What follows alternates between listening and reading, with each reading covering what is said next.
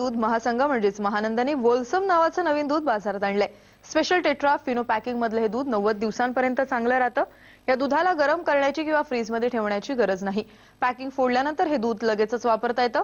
6 layer packing असल्यामुळे या दुधामध्ये भेसळीची शक्यता अत्यंत कमी आहे। केंद्रीय कृषी मंत्री शरद पवार यांच्या हस्ते गोरेगाव येथील महानंद डेअरीमध्ये वोल्सम दुधाच्या ॲसेप्टिक डेअरी प्लांटचं उद्घाटन करण्यात आलं।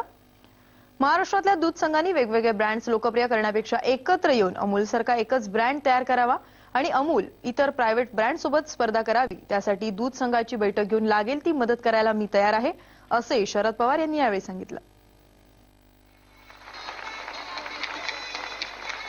होलसम या नावाने या दुधाची विक्री होणार आहे।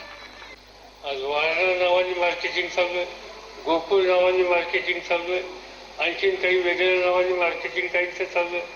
सबंध गुजरातमध्ये एका नावाने मार्केटिंगचं होतं आणि ते नाव आहे अमूल।